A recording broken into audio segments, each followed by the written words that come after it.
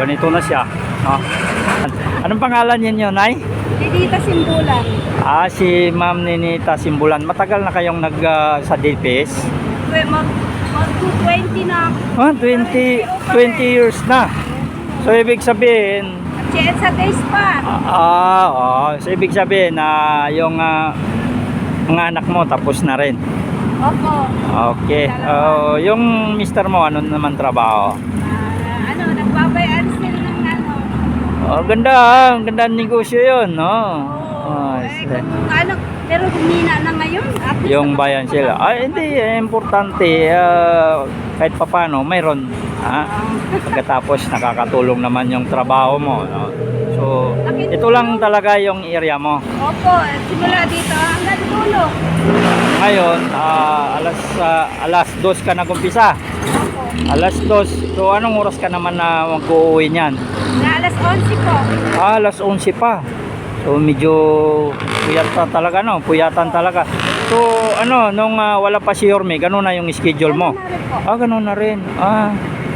Wala pang pagbabago. Malinis na yun. Sige. Pero madalas naman, hindi rin nalilinis nito nung panahon, di ba? Kasi, nandiyan pa rin yung vendors, no? Pag may vendor talaga. Pero yung kalat, nalilinis. Alam ko kasi nadadaan ako dito. Sinasako namin lahat yan. Sa loob ng 20 years na yon, yun na yung ito lang ang area mo. Ay, marami po. Hindi lang, palipat-lipat rin. Ilang taon ka na dito sa area na ito? Ayan po si Ma'am Ninita Simbulan at salamat sa oras na binigyan niya sa atin, nakipagkwentuhan siya. So, salamat po, Nay. Magandang umaga po. Ayan. Vlogger po, biyahe ni Benji, no? Biyahe ni Benji, mapapanood ninyo ako. So halimbawa, mapapanood ni Yorme yan, panawagan mo kay Yorme. Sana hindi ka ba na regular, ma'am? CEO pa rin po. Pero importante, tuloy-tuloy. Opo. Ayun, kumusta naman yung mga benefits na naman ninyo? Ano lang po, pag-ibig lang po. Isis. Ano naman siguro kayo, no? GSIS, wala rin. So ma'am Yorme, no? At si Ma'am Ninita Simbulan, no? So 20 years na sayo. So meron po siyang nilalambing sayo, Yorme, no?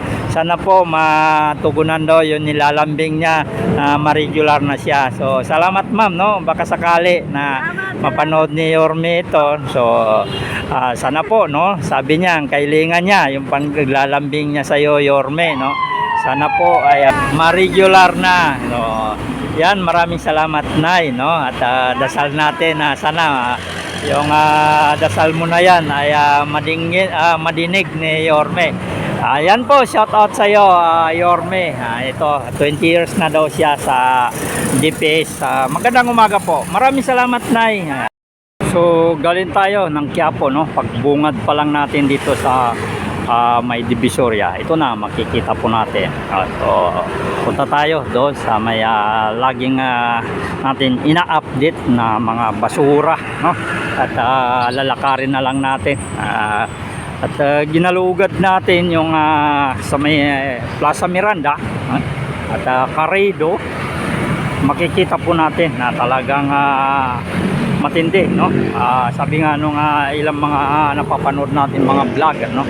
Nagiging ghost town ng Quiapo, no? Sa vendors. Sa vendors, vendors ang pinag-uusapan, hindi naman mga sasakyan. Kasi kailan ba mawawala, no?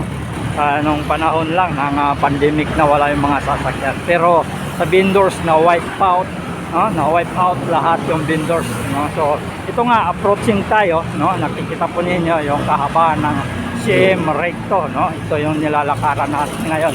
Approaching tayo na dyan sa may 168. Ayan na po yung 168. Makikita po ninyo kung gaano na kaaliwalas itong lugar na ito. Una-unang na-clearing itong lugar na ito.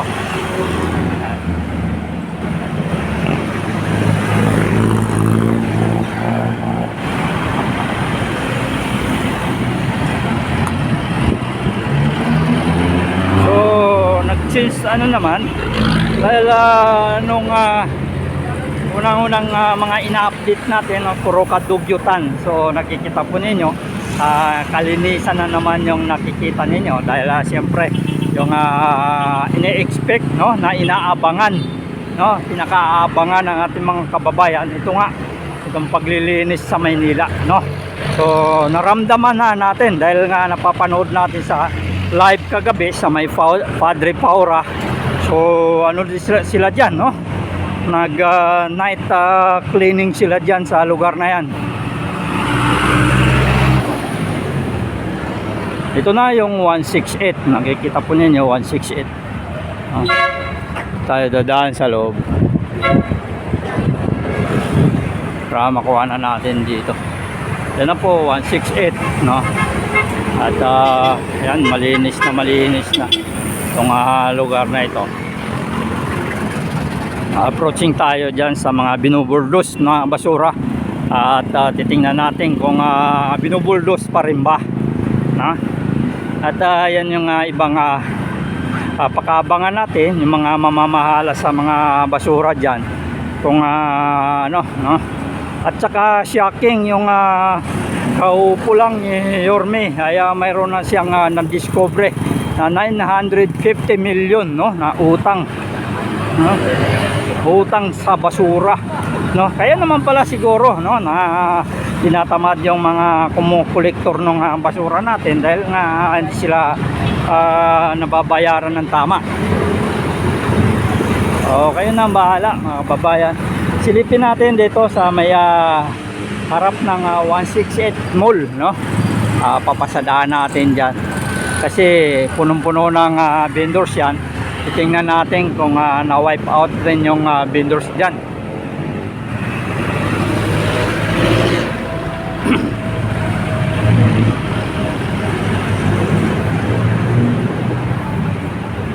So masangsang na amoy. Ito na yung harap ng 168 mall, yan, no? So ganito na siya, no? Talsik, no? Na-scuba na rin dito. Scuba na rin yan. Pag masdan po ninyo, yun naman yung patawid ng 999. Yan, zoom natin para makita. Hanggang doon, no? Natatanaw natin hanggang doon. Wala tayong nakikitang tulunggis. Saka wala rin tayo nakikitang vendor. Ma'am, dito yung area ninyo. Anong oras kayo nag-umpisa dito? Alas 2. 2:00. Andi dito na kayo. E, saan pa kayo nauwi niyan? Moriones lang, medyo malapit na. Kumusta naman yung unang araw ng pag-upo ni Yorme? Nakakasabay naman tayo. At tumugon naman yung ating mga kababayan, di ba? So wala na kayong sila ngayon, sabi ang linis. wala naman kayong problema sa paglilinis dito. Ayan. Kasi kami, inasali na kami. Ayan, ano tayo kaka-counter natin yung ayan. Anong pangalan niyo, Nay? Ninita Simbulan. Si Ma'am Ninita Simbulan. Matagal na kayong sa DPS? Mag-20 na ako. 20 years na. So ibig sabihin, Sa days pa. so ibig sabihin na yung mga anak mo tapos na rin. Opo. Okay. Yung mister mo, ano naman trabaho? Nagbabayaan sila ng Ganda, ang ganda ng negosyo yun, no? Pero humina na ngayon. Yung bayan sila. Hindi, importante. Kahit papano, mayroon. Pagkatapos, nakakatulong naman yung trabaho mo, no?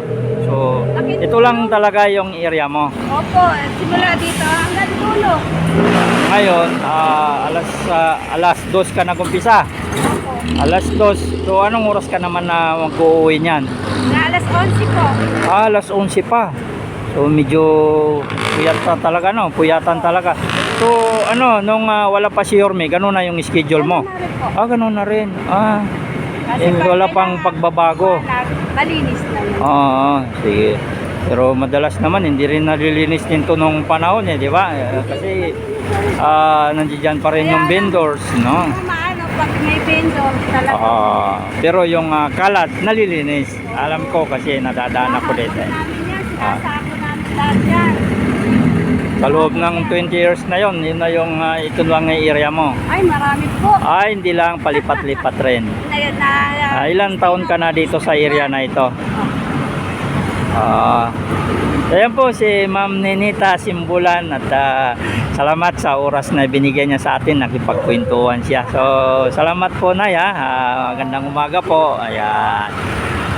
Vlogger po, biyahe ni Benji, no? Sa biyahe ni Benji, mapapanood ninyo ako. So halimbawa, mapapanood ni Yorme yan, panawagan mo kay Yorme.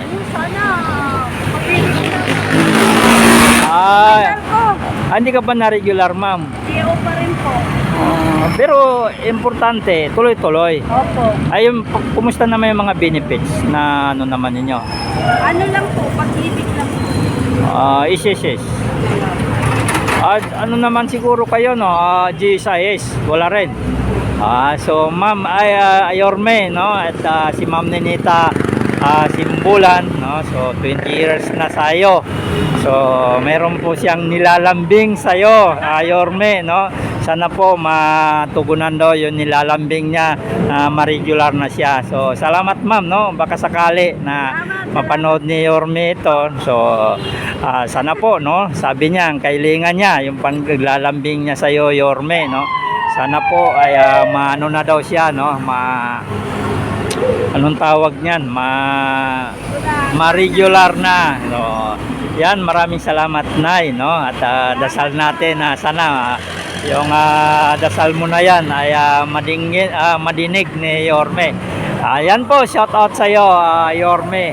Ito, 20 years na daw siya sa DPS. Magandang umaga po. Maraming salamat Nay. Ayan. So, ayan po. Napakabait ni Nanay, nakipagkwentuhan sa atin, no? Ayan. 20 years na rin daw siya sa DPS, no?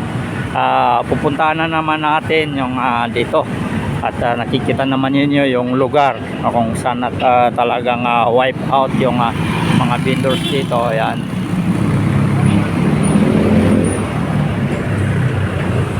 Ayan.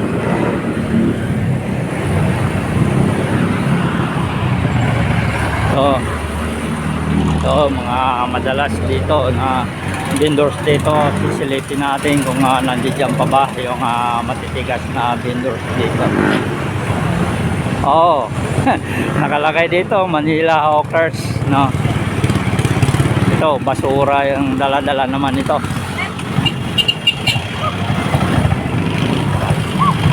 Wala na rin yung mga vendors dito, mga kababayan, no?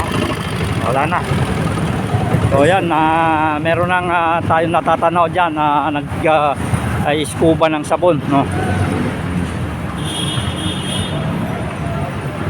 Medyo nagbi-build up na rin yung part na ito. Marami tayong nakikita dyan, nag-scuba.